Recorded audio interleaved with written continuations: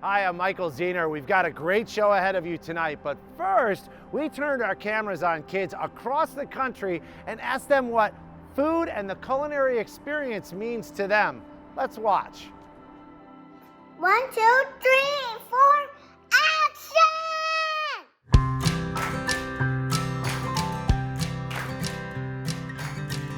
Question number 1. How do you think chocolate milk is made? By chocolate cows.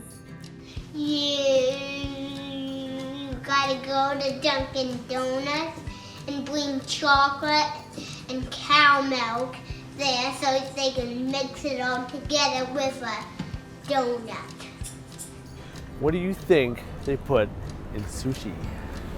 I don't know. So they put the bread around it and they put green beans and they put mashed potatoes. Green stuff. And they put white stuff on the bottom. Rice and healthy food. Tootsie Rolls. Stuff. Fish. So what's your favorite restaurant? McDonald's. McDonald's. Hibachi. Riley's. Uncommon Ground. Crosby's. Chevrolet too. Applebee's. Buffalo Wings. Culver's. What is the yuckiest food your grown-up makes? Salad. Mud pies. Apples. Just kidding. Catfish.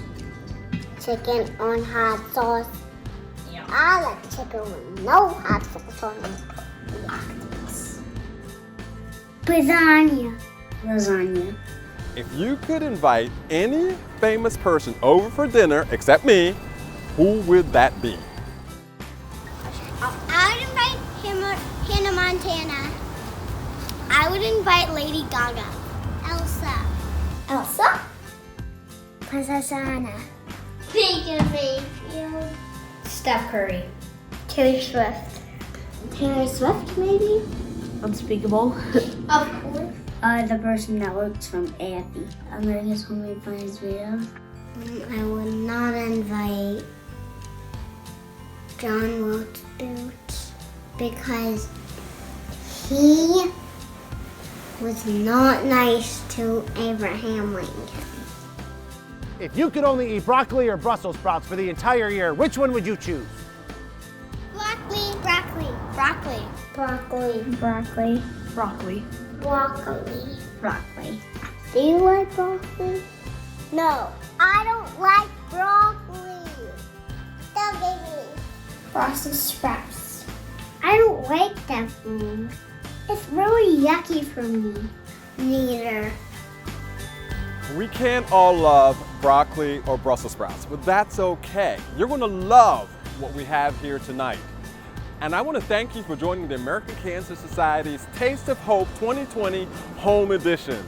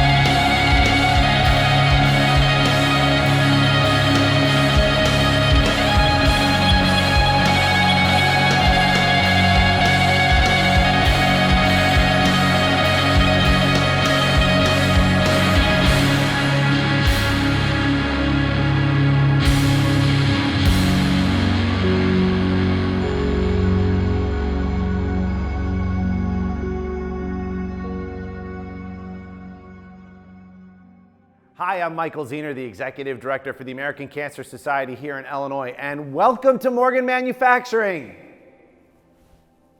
Well, we're not all here right now for Taste of Hope together, but I'll tell you, last year was an amazing event.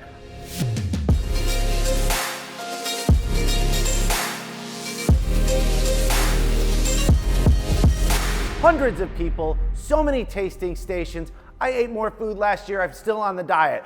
All of the restaurants were fantastic. This event supports the culinary experience of Chicago. It also supports the amazing mission of the American Cancer Society to save more lives and celebrate lives, leading the fight for a world without cancer. And we can't do it without you. And this year, it's more important than ever. In the face of a pandemic, we must continue mission, to continue the mission of our research, to continue the mission of our patient services and our programs. And to do that, we need all of you. And whether we're at home or we're here, this event is not possible if it were not for our sponsors. We want to take a moment to thank our co-presenting sponsors for this year's event, ADM and Kemper, and our platinum sponsors, BMO Harris Bank, Ernst & Young, Kirkland & Ellis, Lazard, and the Raymond Young Foundation. So we know we're not in person, but we are going to be together in spirit, and we're going to go on an amazing tour. It's a packed schedule. We're going to see some of the best of what Chicago has to offer and talk to some of the most amazing chefs. However, that's a lot of work. It's going to be a lot of fun, but I need some energy. It may not seem like I need a lot of energy, but I do need some energy, and I think we should start off with some coffee. Big Shoulders Coffee is our first stop. Let's go.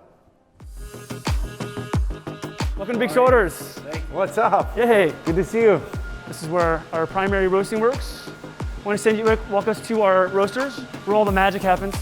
Oh, it smells fantastic. So we're able to roast approximately 100 pounds at a time. Non-stop, we could roast thousands of pounds in a day, and we do. I'd like to lead you to the cold brewing. These are our cold brew storage facilities where we brew the cold brew. We brew 500 gallons at a time. After 18 hours of steeping in filtered water, it filters and moves into this canister here. Also 500 gallon, sits there for a little while, and then moves to the last one where it's pressurized with nitrogen.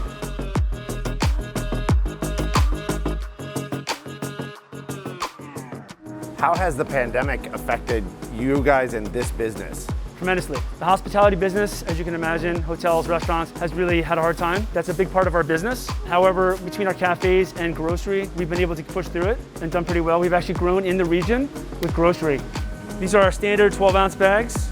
They're flat bottom, and they have a resealable entrance on the back. You can find these at Mariano's and other grocery stores. And these are our 100% compostable bags, a little bit of pizzazz, Chicago-esque. Our visit at Big Shoulders Coffee really gave us the opportunity to sit down with founder Tim Kunin and have him share his why, his important story on why he supports the American Cancer Society. There's a little bit of a backstory. There's a personal backstory there. So my mother and my father both had cancer. My sister is a survivor. My sister-in-law, Amy, is battling stage 4 liver cancer as we speak. We FaceTime her almost every night. Oh, wow. And she is positive. Even though none of this is fair, it has brought us as a family closer. It's a very personal battle. So we want to support the American Cancer Society and the work you guys do with stories of hope and positive energy and healing. We can't wait to hear more from you, and please keep us posted on how she's doing. Right on.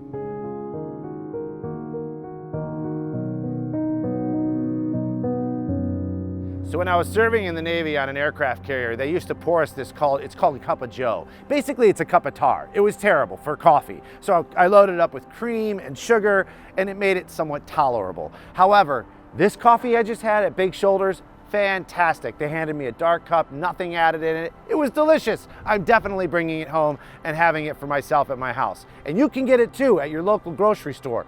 Or go to the online auction right now and bid on their package. I know I'm bidding on it. It's a fantastic selection of great things that they have to offer.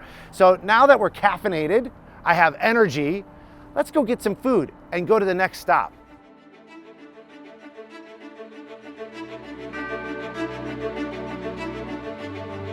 All right, we are here at the Chicago French Market. We're gonna go visit founder and operator of A Taste of the Philippines, Kathy Hardy. She's been a supporter of the Taste of Hope for many years, and like so many others, she has a very personal connection to the mission. Well, it's very dear to me. My aunt was diagnosed and she passed away from leukemia. So, of course, when someone from the ACS asked me to be part of Taste of Hope, I jumped on the opportunity. Kathy supports us in the American Cancer Society, and that's why we're here supporting her. Once you see some of these fantastic menu items yourself, you're gonna wanna come down here and have some lunch. So, of course, I'm gonna swing right off the bat with the lumpias. I'm known as the lumpia lady. The lumpias are our version of the egg rolls in the Philippines. I like to keep mine simple with ground pork, garlic, onions, cabbage and carrots inside, and I personally hand roll them, and this is my homemade sweet and sour sauce. The ube waffle, so that is something new. Ube is purple yam in the Philippines. It's really popular. It's kind of caught on here in the past year and a half. Look how purple it is inside. Isn't that gorgeous?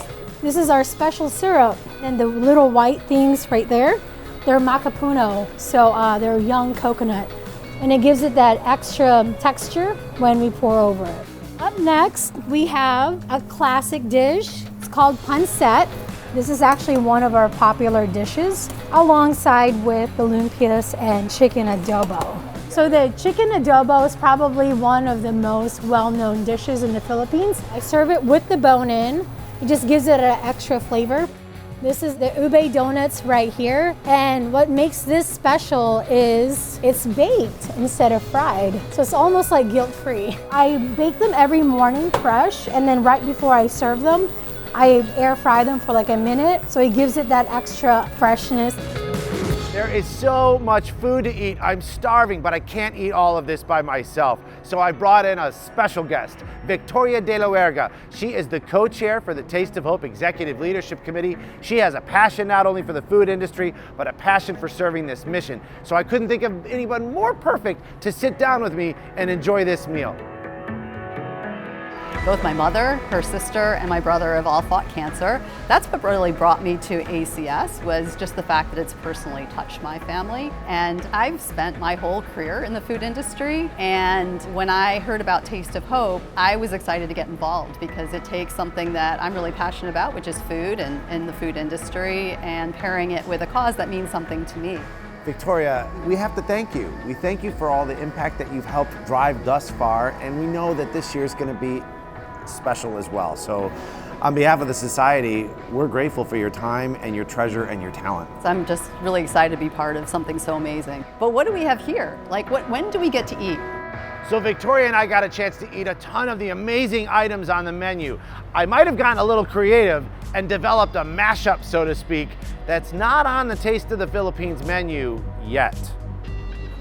That's fantastic. It's really good. You know, I want to try a combo. You're gonna try a combo, what does that mean? I'm gonna steal another roll.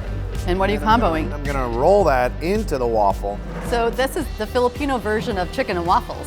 Chicken and waffles in the Philippines, I love it. Except for those are pork, no chicken. Pork, chicken. You're gonna have to tell Kathy about this menu item. It's so good. Everything's been great.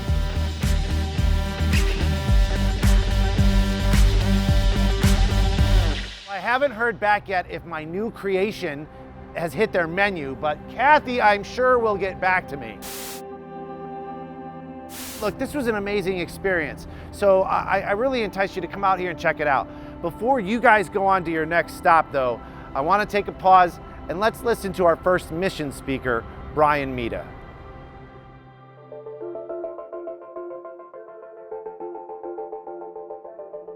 My name is Brian. I am the chef of Izakaya Mita here in Chicago. I'm a cancer warrior. I think about this all the time. It is Way of the Warrior. Like, this is their new one, but there's an old one that I have. It's great. This business, Izakaya Mita, is a result of me and my mother coming together and trying to do my dad's favorite style of Japanese dining, which is a sake bar. You know, I spent the last 5 years just trying to do the hidden gem thing, And we put our hearts and souls into it, and like sometimes it's just to make somebody's day better, and that's great. We're just kind of on cloud nine and hitting all of our goals. We were doubling our business from last year, and then the pandemic happened.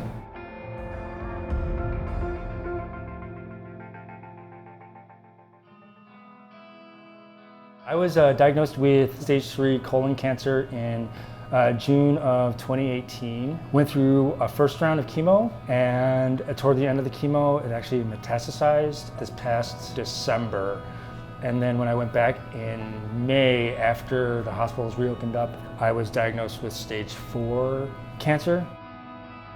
This is the exact same diagnosis as Chadwick Boseman. We're holding on to a thread here. I'm going through all this stuff, but this is my entire life, and this is what I have left. I might have 5 years, maybe 10, maybe 20, who knows. I have a limited time here.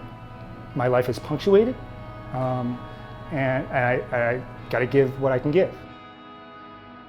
There are times when you're like, should I just stop? And it's like, no. There's always this sense of humor that I've always had where it's like, yeah, it's just a flesh wound, whatever. I've been through it. It's like, you have to take stock of what you're doing, but be positive as much as you possibly can. There are people like me on every street corner, in every city, in every small town of this nation that are suffering, that are hurting. So it's like, okay, well, this is what I've got, then let me see what I can do. My name is Brian Mita. I am a cancer warrior, and I would like to ask you to donate to the American Cancer Society today so we can end cancer as we know it.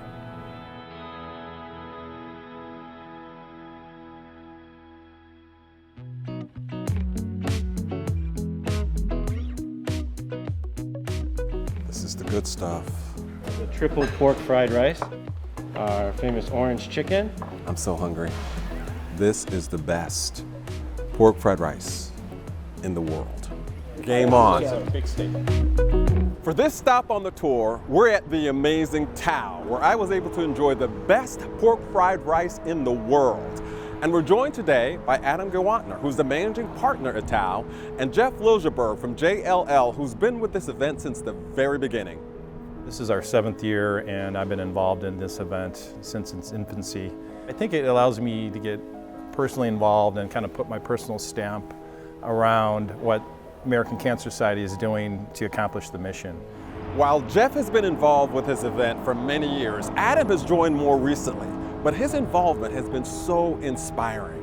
So I met Michael Zener last year, and he brought me into Real Men Wears Pink, and I started thinking more and more about it.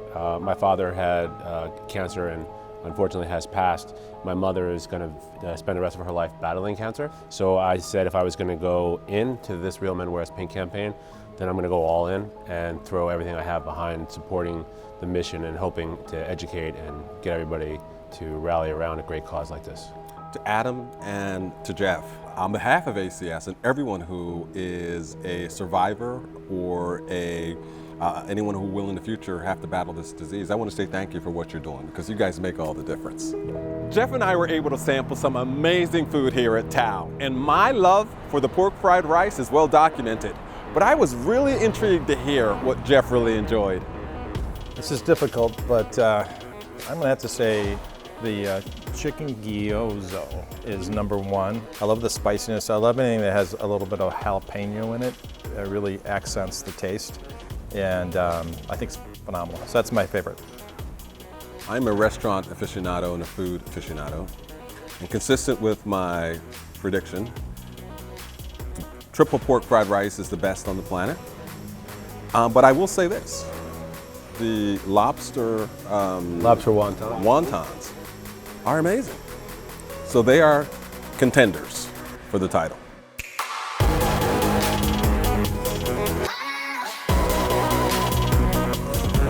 This event has always been around food, and every year the restaurant community has supported this event, and now this year it's our turn to support them.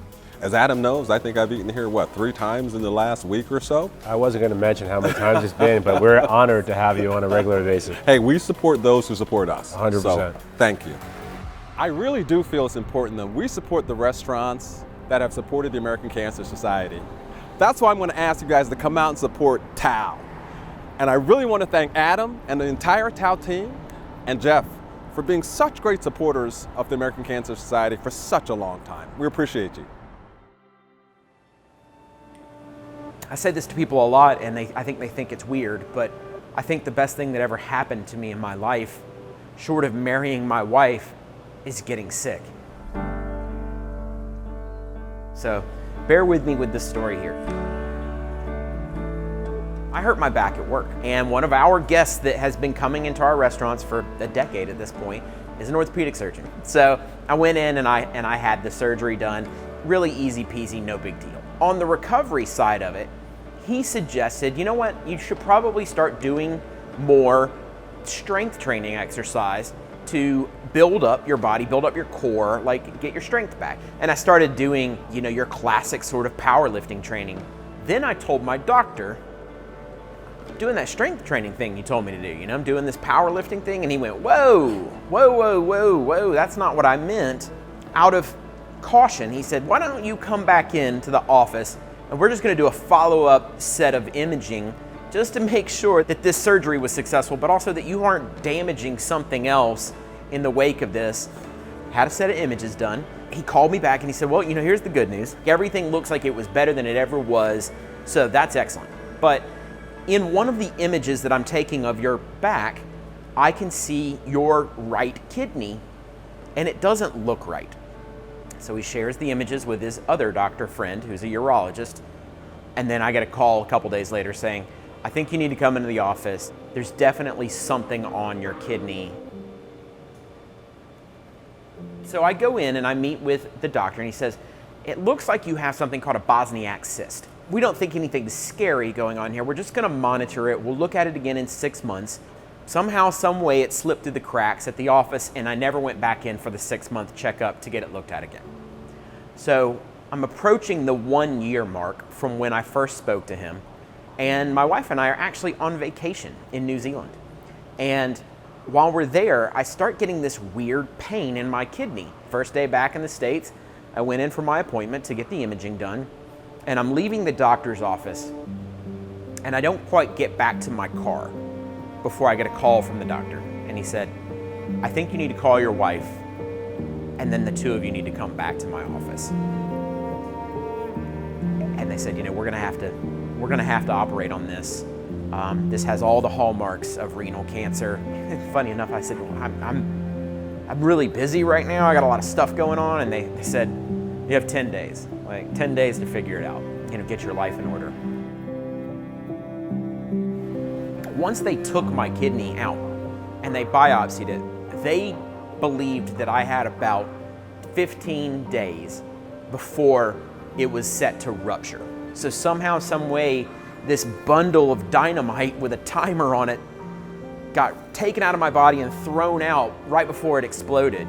So I came out of surgery, and this is where I hit sort of this weird blank spot, because I came out and I went through a series of complications following that. I got an infection in the surgical sites. It turns out I can't have morphine, and so instead I was just given sedatives so that I would just go back to sleep, basically. Truth be told, I just basically slept from May until August. And then I remember one day in August, it was the 5th of August, kind of waking up and being lucid for the first time in a long time. And it sounds so corny, and people, I'm sure it's been said 1,000 times before by people who say it changes you, but it does change you. And for me specifically, instead of being ambiguous, what it changed about me is that I had always been so career driven. What it helped me do is recognize that if this happens again in the future, I need to be a lot more mentally prepared. And the only way I can do that is if I get my priorities in order, because I've been so fixated on success that I've forgotten to live my life. And so I like to think that when I woke up that day, I was done being physically sick and I was done being mentally sick. And ever since then, I just see things differently. There's this thing that happens when you get really sick or when you become incredibly vulnerable in life. A lot of people will come out of the woodwork to share their story with you. And these are people that I don't know. And to hear so many of them say, your life matters, I know it's hard, but please come back to us, gave me a tremendous amount of strength to tolerate the really bad days. I now understand that it's my obligation to be that person for other people. And I think that that is a unifying bond that we can all connect under. And if we can all connect under this big flag that is the ACS, it's a pretty big force of people that can work towards making a real difference in the long run.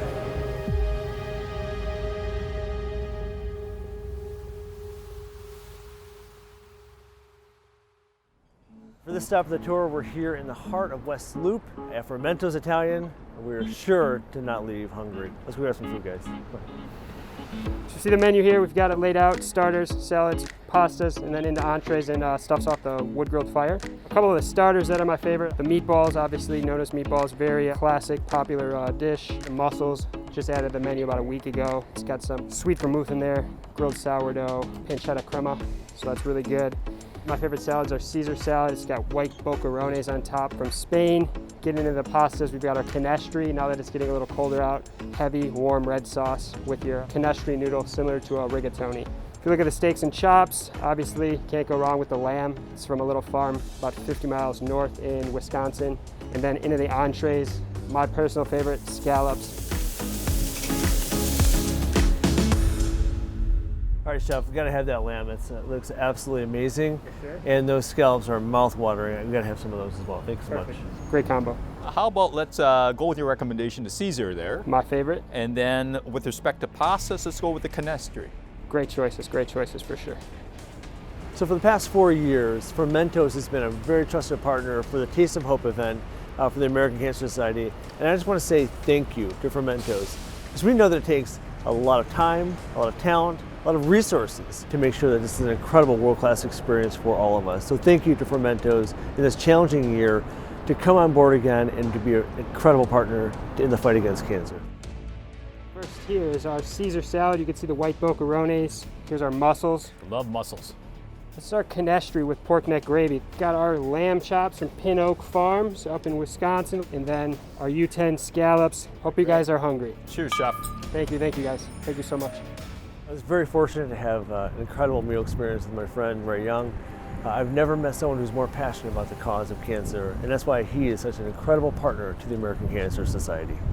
We've all been touched by cancer, either your family, your friends, or loved ones. In my case, it's no different. But at the same time, I truly do believe with all the research that we're putting into cancer, a lot of it's supported by the American Cancer Society, we can beat cancer. I know that cancer is personal for Ray Young. But as a leader for Archer Daniels Midland, he's been able to engage them as a trusted partner for the American Cancer Society. We're actually very proud this year to co-sponsor with Kemper. From an ADM perspective, we're involved in the business of healthy foods, of providing quality nutrition to the world. And we believe there's an intersection between eating healthy and beating back cancer. So that's why we're involved here. The importance of beating back cancer is vital. Our moms, our dads, brothers, sisters, aunts, uncles, they depend on us to make sure that if they ever hear those dreaded words, you have cancer, it's partners like ADM and Kemper stepping up to make sure that those people have a future. I really enjoyed this incredible experience with Ray Young here at Fermento's, and it was even more memorable because that food, exceptional, amazing. The pasta is excellent. It's just so flavorful. Chef made a fantastic recommendation here. Cheers to that. And it is hard to qualify meatball as the best meatball I've ever had, but this is the best meatball I've ever had. It's amazing. I agree, Peter. Well, I mean, everything is fantastic here, but what really surprised me, I didn't expect it, were the scallops. I would not have guessed that eating scallops here at Fermento's would be actually a very special treat. So I picked the scallops for this occasion. If I gotta make a living on something, it's gonna be on that lamb for sure. It's a wrap here at Fermento's Italian. I want to thank the incredible staff and chef Obviously saw some incredible food that we were able to have here. So if you haven't been here before, please come out. This is amazing. Support this incredible institution here in the West Loop. And speaking of support, if you haven't done so yet, get online. We've got an incredible auction.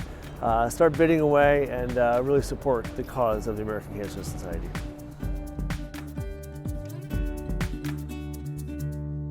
All right, I'm back.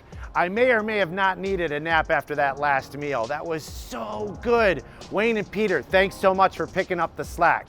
So right now we are on our way to Joe's Seafood, prime steak, and stone crab. Cannot wait for that amazing meal. But before that, you guys are gonna stop at Sunda and check out what a Kamayan feast looks like. Hi everyone, my name is Billy Deck. I'm one of the owners of Sunda New Asian here in Chicago, and we also have one in Nashville. I'm here with my brother, Chef Louis. Hello, my name is Louis Yu, Executive Chef at Sunda New Asian here in Chicago. My favorite food is probably everything.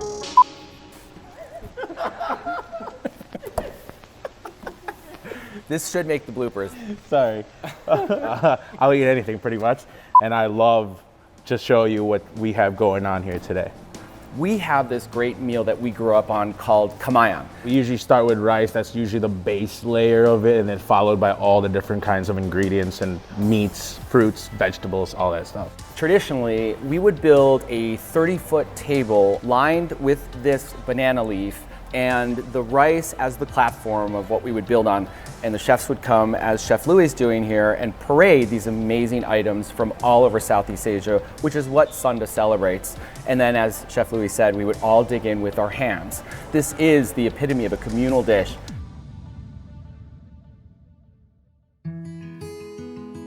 So the cool thing about this dish and about Sunda New Asian in general is it all sort of stems from our family. The head being the Lola, which is grandma, where we come from. This is also really relevant because both of our Lolas died of cancer.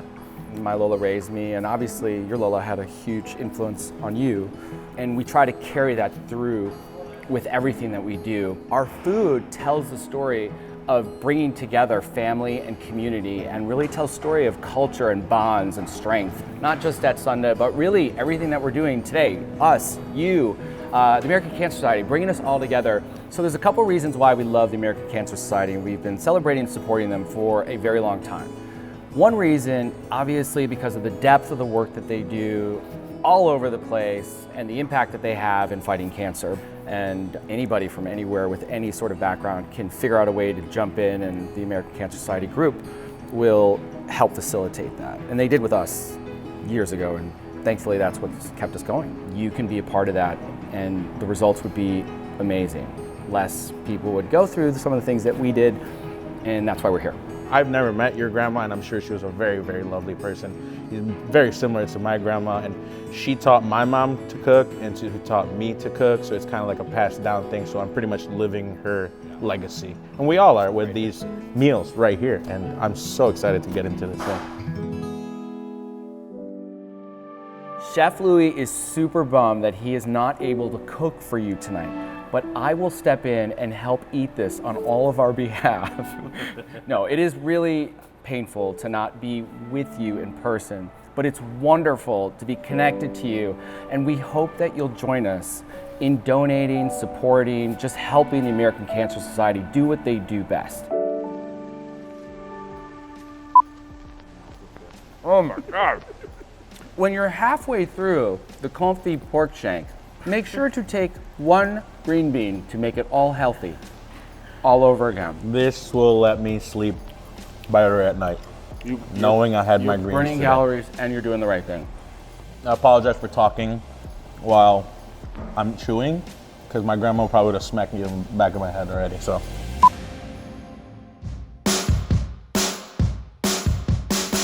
We're at our final stop of our tour, and they didn't waste a second. By the time we walked in there, we were already cracking Joe's Stone Crab, that signature menu item. Fantastic. Stone crab's the one exception I'll make to being willing to fight for my food. You want to go ahead and crack one so you can try? Oh, absolutely. 1, 2, 3. Beautiful. Nice. Nice touch, And Michael. just always served with their stone crab, we have some Joe's famous mustard sauce. Mustard. Cracking cancer. That's what's happening right here. Go to the silent auction website and bid now. That stone crab was absolutely fantastic, and it's just the beginning. Wait till you see in the kitchen what Chef Justin is preparing. Not only does it look good, holy cow, it tastes fantastic. All right, we have our 16-ounce prime New York strip, my favorite cut. It's a nice thick cut of steak. You want to make sure it gets well seasoned. Then here at Joe's, we start with some melted butter. One of our most popular dishes here is going to be our lobster mac and cheese. We have a nice hot saute pan, deglazed with a little bit of sherry. We have a house-made bechamel, 3 cheeses. We have Parmesan cheese, fontina, and a little bit of American. Just melt that cheese in there just a little bit. Next, we add our pasta shells, cooked lobster. Let all that come together. Tighten up a little bit, let that cheese melt. Some of our Jenny's breadcrumbs for a little bit of texture on our mac and cheese. And we're gonna pop it in a 350-degree oven. Now we can go check our steak. Steak's looking good. Looking for a nice medium rare temperature. We'll pull our mac and cheese out and steak will be ready. Lobster mac and cheese getting nice and bubbly. We're gonna finish it with a little bit of lemon zest just to freshen it up. Some fresh chopped parsley. Our lobster mac and cheese at Joe's. A nice char on our New York strip. Now we're gonna finish it with a little whole butter. Just add a little richness to our steak. 16-ounce prime New York strip at Joe's.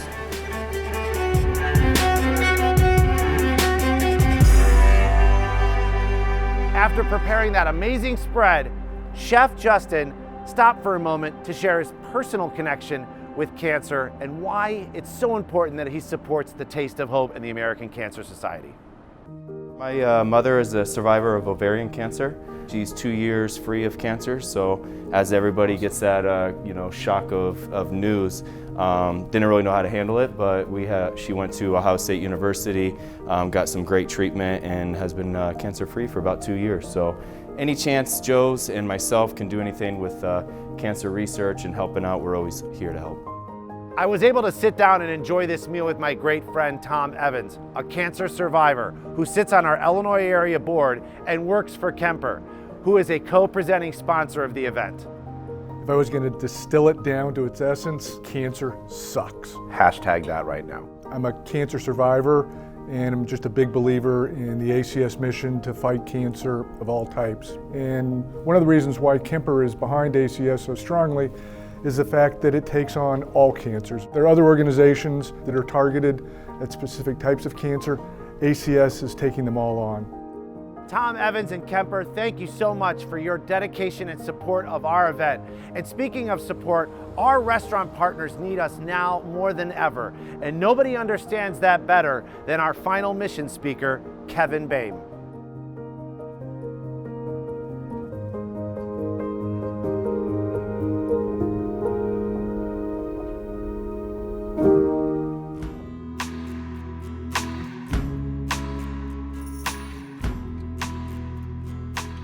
I'm one of those lucky people who knew what he wanted to do when he was 10 years old. I told my parents at a very young age that I wanted to own my own restaurant, and I saved up enough money about 27 years ago to open up a 6-table restaurant that was stuck together with bubble gum, but it was mine. From there, I've opened about 30 restaurants over the last 2.5 decades. Someone asked me today about the outlook for the restaurant industry, and I talked about this idea of everyone's in a foxhole together. We base our whole business models on people being together and communing within our spaces. But right now, everybody is scratching and crawling and trying to save their pennies just to survive. It doesn't matter if you're a small restaurant, a big restaurant, somebody who has 5 restaurants, or somebody who has a little tiny 6-table restaurant like I started. We are all in that foxhole together, and I feel like cancer is the same exact thing. Eventually, cancer is going to touch each and every one of our lives, and so we're all fighting it together. I don't think I've talked about this since it actually happened, but when my mom called me to tell me that she had pancreatic cancer and the doctors had only given her 3 to 6 months, I really couldn't connect it to reality. I think everybody has a picture of what they think their life's going to be like 20, 30 years from now. And I never saw that part of my life happening without my mom. She didn't get sick, she never missed a day of work, she just was that kind of person. And so when she called me and told me, it almost didn't seem real. She was, like she usually was, the stalwart figure on the phone that was saying it's going to be okay. And they told me 3 to 6 months, but you know, they don't know me. Some 18 months later, in March, she was still hanging on, but we were definitely at the end, and I was lucky enough to spend the last 10 days of her life with her at her house in Springfield, Illinois. And unfortunately, that was the day before the state mandated to close all the restaurants down in Chicago. So I had a crisis basically within a crisis. So the night before I came back to Chicago to basically shut everything down, we went to a restaurant in Springfield, Illinois that I used to own. And the special thing about that restaurant was the walls were filled with my mom's paintings. And while we were dining, the current owner came over and said to me, he goes, "Tell me the story again about your mom painting these paintings." And then he asked which one was my favorite. And I told him it was a blue dog in a field of poppies. And he went and he grabbed it off the wall and he brought it to me and said, "Well, it's going home with you tonight." And it was this collision of two of the most important things in my life, my mom and what I've done in hospitality my whole life. And I don't think I've ever needed a great hospitality moment as much as I did at that exact moment. And they seized it. And that painting sits in my house today. When you think about how many people are touched by cancer, and I think it's pretty hard to have a conversation with anybody on this planet that hasn't been touched by it in some way. And the American Cancer Society, what they're doing is unbelievably powerful and important work. And I'm here to support it today because of that.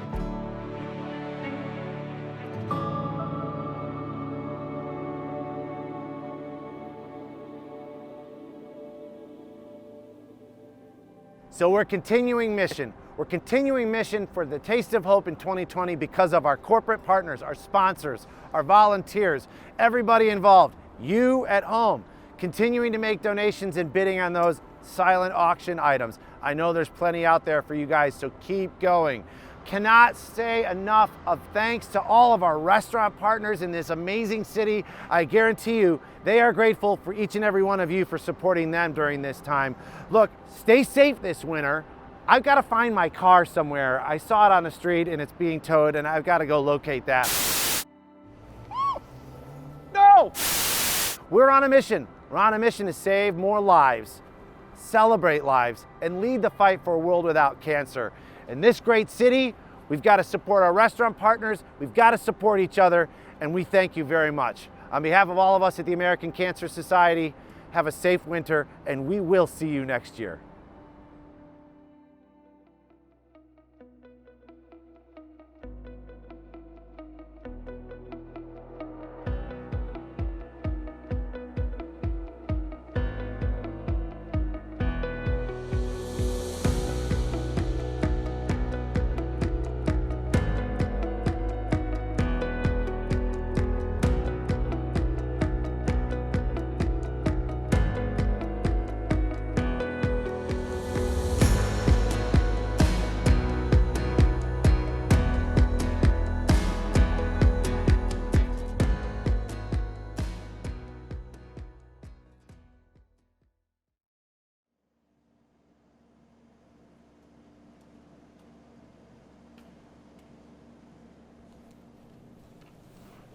You know, I've been in the nonprofit space for over 10 plus years, serving a mission. I was also a Navy veteran, serving my country. And throughout all of those years, I was in the restaurant industry. I was in the service industry for 23 years. I started as a busboy. I worked in entertainment and marketing. I served tables and I bartended, and then I was a DJ. And I've been in the heart of the scene here in Chicago in the service industry for all of those years, and including during my nonprofit time. So I have met some of the most amazing people in my life who are my closest family friends today from the service and the restaurant industry. And they're being devastated. This pandemic is affecting them in so many ways. And not only are they losing their jobs, they're losing their livelihood, but they're getting sick and they need help. And so as a service organization here at the American Cancer Society, we're all about giving back and paying it forward. And that's why it's so important that this year we're ensuring that we support the restaurants that have been there consistently for us. I just want to read a few comments from the National Restaurant Association just to have you guys understand the breadth and the depth of the impact that COVID-19 is having on the restaurant industry, not only nationally, but also right here in our hometown in the city of Chicago. In March or April of 2020, the restaurant industry as a whole nationwide lost $2 billion in sales. And 321,000 employees were laid off or furloughed. I can't imagine how that has impacted not only their families, but if they get sick, if they have a cancer diagnosis, if they just need support and services, and just to have the feeling of being able to be with their family, their work family. This pandemic is making significant and difficult hardships for the restaurant industry. And we at the American Cancer Society equally want to be there for them and support them. It's important to us. It's important to our community. The culinary community here in Chicago is vital. It's who we are. It's our neighborhoods. It's our local tavern. It's our local restaurant on the corner that we go and meet up with our friends. We together can continue to support our restaurants. May it be through carryout, may it be through delivery, may it be socially distanced and following the guidelines and visiting them for a meal. I say this to you personally, I say this to you from our organization. We are grateful for each and every one of you owner and operators of small or large restaurants and struggling during this time. We're here with you, we want to walk alongside you, and we're grateful for each and every one of you. Thank you.